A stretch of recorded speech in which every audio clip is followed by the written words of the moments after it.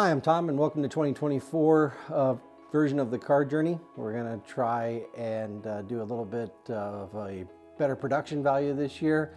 Last year was my first time, adding content to the channel that I thought was kind of interesting in terms of trying to introduce it, talk about it afterwards and that sort of thing. And there's going to be more of that, and hopefully everyone's happy with that content.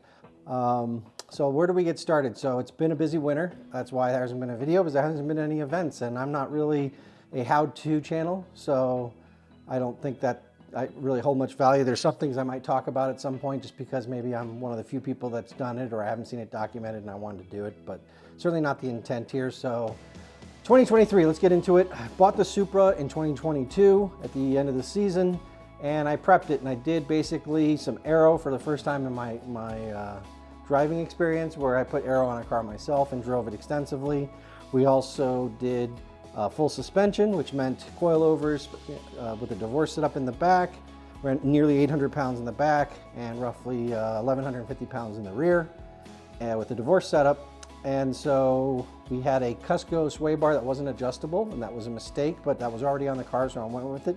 Did a lot of power stuff just to make it so it could do several laps in a row without having problems. So we were at 526 wheel horsepower and about 533 wheel torque on a Pure800 Turbo, tuned by CSG Zach Tucker over there. And so did some seats and some other safety equipment and things, and overall the car was really good. I didn't know what I was doing in terms of I'd never had a Supra before, and there are none locally, but I had good advice. Jackie Ding and a couple other track guys / autocrossers helped me out, plus different boards and forums and things you find online that all kind of assisted in where we're at. So that's kind of the summary of the build. Let's talk about the highlights of last year. Did some cool stuff. Went to Spring Mountain for the first time, which is over in Pahrump, Nevada. It's about an hour west of Vegas. It's a private track. Have some friends that are members. Strangely enough, in Albuquerque, that at least 5 people I know are members there, so I was able to go. I'm going again this year. Next month, that'll be the first event of the season, kind of a shakedown. It's really nice because the way the model works out there is that the member days, there's almost no one there, so you just don't have traffic like you would on a normal HPDE or even a time attack. So great place to kind of shake out the car. I went out last year and enjoyed that track very much. I did kind of one of the shortest configurations there, which was called Charleston Peak, but the short version. Instead of the north or the south, it's just the short. And this year I'll be going back and doing the loudest C circuit, which is extremely popular and a lot longer. Noticed the car had some issues. The brakes needed to be addressed. Turns out I needed new rotors. Went ahead and did that. And but overall I had kind of a pushy balance, but I just wasn't sure what was going on at that point. It's not a lot of time to really go through all your shock settings. The sway bar isn't adjustable. I didn't have compression to play with because these are one-way adjustable coilovers. And so I just kind of went into the season, did a little autocross, did local track events. Local track events went great. While the car wasn't as good as I knew it could be, I was still able to run the fastest lap I've ever run there. I haven't seen a documented faster lap on 200 treadwear. I'm sure there's a couple guys that say they've done it, and they have. I just haven't seen the evidence. But was able to run a 126.1 with 2 huge mistakes in the lap, and that was with last year's development. Where really basically the car understeered in the entry and middle of every corner. So hopefully we've addressed that, and we'll get into what we did in the off season. Went to Laguna Seca. There the car was actually quite good, except for I had soft brakes. I just needed to really do a bleed. I'd done one before I left. It wasn't enough, and I had soft brakes after the first session, so I could never really lean on the car. Still turned a sub 140, so that was really nice. And I think I could probably go at least 5 seconds faster if I had good brakes and just more experience. Because if you look at NCM, which is another track I went to, I went out in a car, my first time there, very unfamiliar with it, with a Porsche, came in GTS, and I was able to do like a 220 in the past. And right out of the box, I was 216 in this thing. Yes, it's a much faster car, but just the comfort level, because it was a second visit to the track. By the end of the weekend, got into a high 213. I think it was 213.7. Car definitely had 2 more seconds in it if I could have fixed the balance and had more laps. I was having a Vanos issue, and we'll get into that. But overall, this car was just a little on the understeer side, but it made it easy to kind of push. at these various new tracks. Went down to Arroyo Seco, ran a sub 115. I ran like a mid 114. It was 114.6, I think, was my best. I had lost all my practice except for like 4 hot laps there because I had accidentally, in my error, broken off the shock canceller on the left front here, and that made the car go into kind of a chassis limp mode, which doesn't allow you to turn off traction control. And if you've ever driven this car with full traction control on, it tries to kind of kill you, because when you turn in and start to yaw the car, it immediately brakes hard with the outside brakes, trying to steer you straight. But in this case, that's off the track, so it's pretty sketchy. Was able to twist the wires together, or twist the wires together with some help down there. We got that fixed. Got exactly 2 hot laps and was able to run a 114. Was happy about that. Figured out after that event just to go ahead and code out the shocks. There's a German guy that will go into your car and actually code them out. And that was fantastic, because now I can get rid of those emulators when I replace these things. The coilovers, which I'll get into again as part of the off-season upgrades this car is going to experience. And what else is worth mentioning? We took the car to NCM, like I said, ran those good times there, and wrapped up the season and learned a lot of things. So let's talk about what I learned and what I want to upgrade for this coming season. So first thing to address, of course, is, I left out the important thing. I mentioned it a little bit. In NCM, we had a Vanos issue where the car could do 1, maybe 2, sometimes less than 1 hot lap before it would go into a semi-safe mode where it would disable Vanos, and that's the variable valve timing of this system. And so losing that is a pretty big deal, because it feels like you lose about 300 wheel horsepower. So it's not quite full limp mode for this car, but it's enough that it's actually really hard to even stay out of each other's way. For the other people on hot laps, it's really hard to find safe places to kind of pull over and let them get by, because you can't really re-accelerate properly for a 3,400 pound car. And that was pretty sketchy. So one of the few things I've ever outsourced, there's a great Toyota certified super mechanic in town. Went ahead and paid him to replace the entire Vanos system.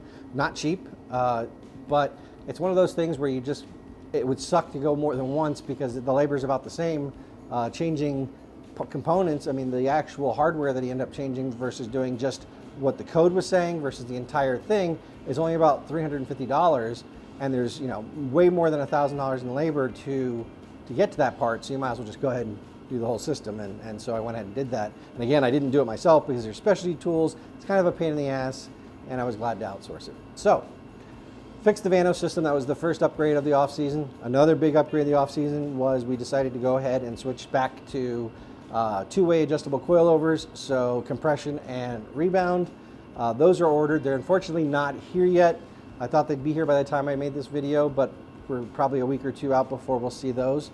And so we're going to go to some JRZ RS Pros, custom valve by Shaftworks. So Lou Guy will get me hooked up with what we learned on this custom valve he did, apply that to the adjustables, plus having some compression adjustment for certain tracks where even I need less than what would kind of be the critical damping, especially on the compression, because like the local track and local autocross sites can't do what I ran with all last year. That's part of why I didn't autocross this car, is this car could not have grip in lower grip conditions, like just even being sub 80 degrees. This car really didn't generate any grip.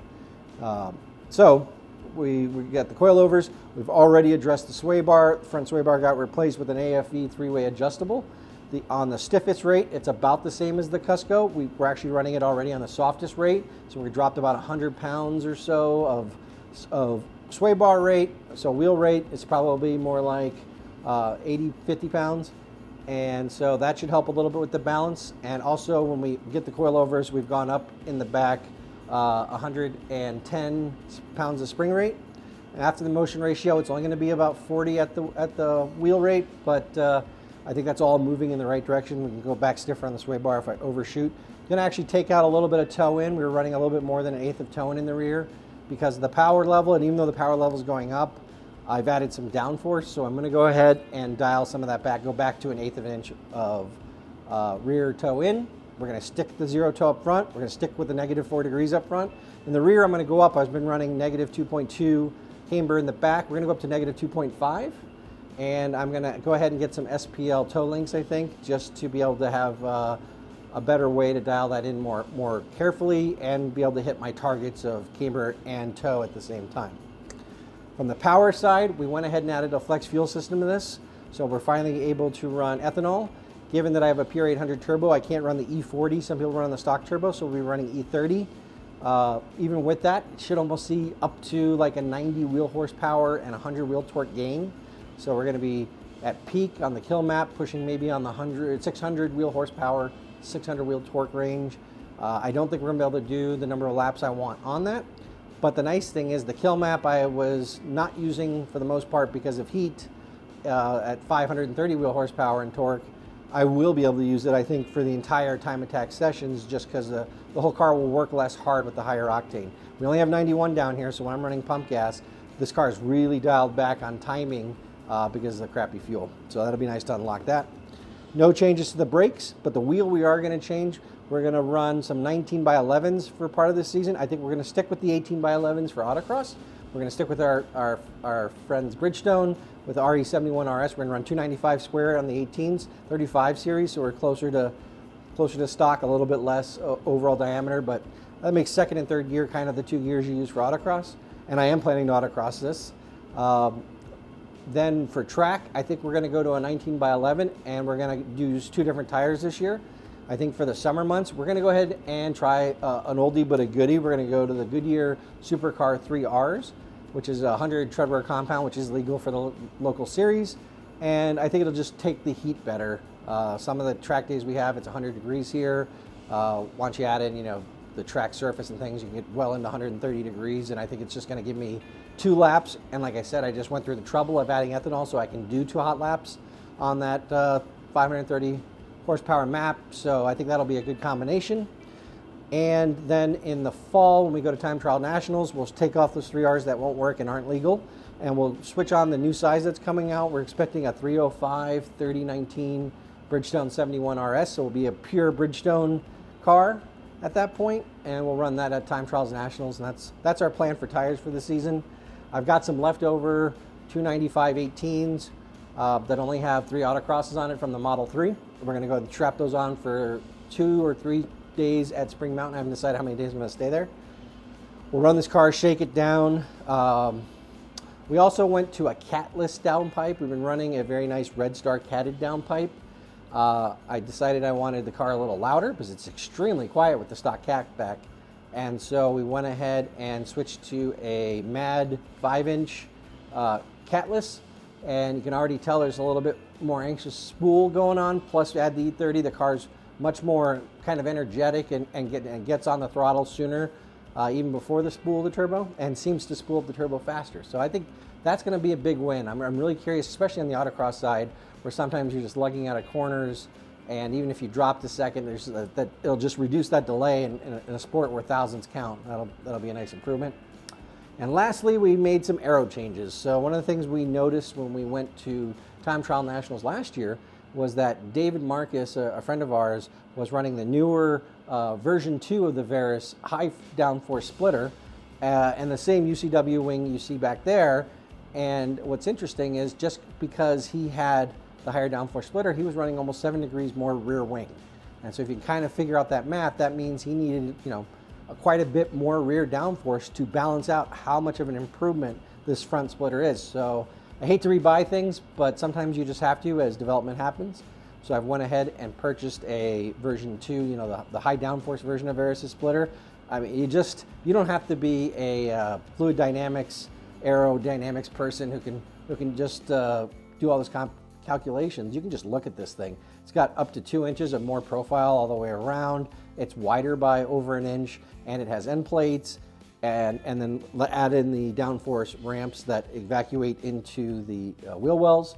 So I can see just by visually looking at it that it's probably going to make a difference. And I've already compensated with the rear wing. I've turned that up, and so we'll have, again, that'll be pretty interesting to see, to have the next level of downforce. We're still kind of on the low end of things compared to serious cars, but for a car I can drive on the street pretty comfortably, it's going to be a nice improvement. During the season this year, Verus should come out with their what's called the hood vents, but they're kind of the fender vents, which is kind of a misnomer in this car because the hood and the fender are the same piece for the most part. But it's going to extract the wheel well trapped air and create a little pressure there to add some more downforce. I'm going to go ahead and do those. And otherwise, this season is going to be kind of interesting. I spent a lot of money, obviously, with some of those upgrades, if you're familiar with the pricing. So I'm not too motivated to do much the rest of the season. It's kind of what happened last year. I spent a lot of money doing the off-season upgrades for the first season. So that's why I kind of just dealt with things that I didn't like on the car and just ran it for a whole year, which is unlike me, but it just made a lot of financial sense. And so we went ahead and did that. Plus on the side, as you kind of saw, I was fooling around with the FRS and the Model 3, and I've just fallen in love with this car. And so I've decided to quit focusing on other cars, and I'm just gonna focus my efforts on this car. So once we've kind of recovered from some of the upgrades, probably next winter we'll look into some upgrades, maybe the brakes, maybe go with the Hot Boy Swan Neck wing that's coming out, the V1X from Verus. I'm a Verus fanboy if you haven't figured that out by now. Just great company to deal with. There may or may not be better products out there, but there's not a better company in terms of treating their customers, for me personally. So I've been very happy. I also want to add their side splitters. That may happen during the season because it's not nearly as much of a financial impact. The other thing that's worth mentioning that I did for the upgrades is I'm actually changing both the camera that I'm going to use and the data acquisition. So I used a lot of HotLap, which if you haven't used that app, it's one you can check out. It's free. It's popular here because the local time attacks take it. I didn't like it. It has compatibility issues and not much data analysis, and I really want to, now that the car's going to be a little bit more static, get some data analysis to actually build a better lap. They resurfaced, or I should say resealed the local track. So the lines that I've kind of learned as the track's degraded over the last 23 years are out the window maybe. And so I need to figure out if the lines I ran are still right and how much grip is out there and those type of things. And I think just analyzing data is the only way to do it, just trial and error and looking at the data. So we're gonna run either Circuit Storm or Solo Storm. I haven't quite made up my mind, and maybe Race Chrono, is that the name of it? Yeah. We picked up a Racebox Mini that we're gonna use for both G-forces and GPS, and we'll see how that all works out. The camera, just ordered it. We're gonna do a DJI Action 4. The GoPros, when they work, are more than good enough. My problem is I seem to be very unlucky that the GoPro runs into that bug where it won't power on, and the only way to fix it is take the battery out, put it back in, and then it'll turn on and record. The problem is if you've ever familiar with a GoPro, what is it, 10 or 9 or newer, that use that media mod case to get the external mic, taking it out of it is the least easy thing in the world. It's something you can't do quickly. And so I've kind of gotten fed up with that. So we're gonna do the DJI, which has those quick release magnetic mounts. So popping it on and off to do different things like change batteries will be far, far easier. We're also gonna finally switch, I think, to a remote mic mounted in the trunk for the audio. That way you get good exhaust instead of kind of that blown out sound that Catless was getting. And I'm gonna keep my GoPro, and I ordered that new helmet visor mount that I've been seeing around. It's Boss. And Mike over there was really nice and helped us out figuring out when he gets them in inventory. And that's a visor cam. If you're not familiar with the angle, one person I can tell for sure that uses is Jackie Ding. So if you like his helmet perspective this last year in 2023, that was the Boss mount. And so I'm gonna give that a shot. So I think I'm gonna actually run 3 cameras. So I'll run a visor camera, I'll run the camera in the back, which will be the DJI, and then of course the Catalyst, which has been really reliable for us when the GoPros let us down. But I've talked a lot, covered a lot of topics. As you can tell, I'm pretty excited. I've rarely gone into the second season of a car. I've rarely reinvested into a car like this, but I can tell you, if you set up a Supra and run other cars, and it's hard to imagine that you would think the Supra is a downgrade for much of anything. I've come from faster cars in a straight line. I've come from cars with a lot more grip, but this car just strikes a nice balance, has been ultra reliable. I can't really hold the Vanos against it. It's been doing it since day one. I should have addressed it. I just misdiagnosed it as a fuel starve issue.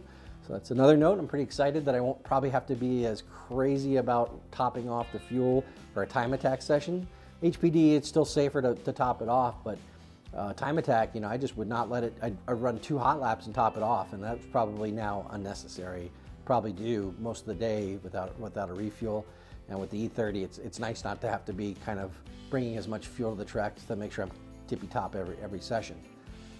That's all I've got for now. Pretty excited. 2024 is exciting. We're going to go back to Spring Mountain. We're going to go do Albuquerque Super Lap, which is, growing series. If you're in the Albuquerque or even New Mexico area, come out. Eric runs a great show with Rowdy. We're going to do some SCCA autocross with Rio Grande region. It's a region that I help out with and very passionate about. We're going to do some events with them. We'll do some PCA events. So the Roadrunner region PCA, which I'm a member of, we'll run their local autocrosses and probably instruct a little bit. And then wrap up the season with a trip out to NCM again for SCCA Time Trials Nationals, which has so far been my favorite event now. The both times I've gone, I just thought it was great. Just both the people, the way John Hunter and his team run the event, it's just incredible. And the track is just, I wish that track was closer. It sucks it's so far away, but make out the trek again there this year. And then hopefully that's the season. So not as much travel, not as much like exciting tracks as I did last year, but I think I'm going to have a fun schedule because I think I'm finally found the right car to do it in. And so we'll see how that turns out. I've been a liar before. Hopefully I'm not a liar this time. The Model 3 may or may not get an autocross or two, but it's not going to the track, so probably not too much video coverage about it. It's been a really interesting love-hate with that car because it does everything you want, but it's just boring. Sorry, Musketeers, but the car is boring, even though it's so good. And so I get where I've seen other people who are motor enthusiasts or racing enthusiasts get them and then stop running them, and they never really explain why. I get it now. So if you're thinking about one, they're amazing, and especially if you're an EV enthusiast, great car. If you're like me, where you still miss the sound and the kind of the rawness of a internal combustion engine, maybe not yet. We're all going there, but we can maybe delay that a little longer. Otherwise, this has been the car journey. Looking forward to 2024, and hopefully I'll see you out at an event. Say hi if you do.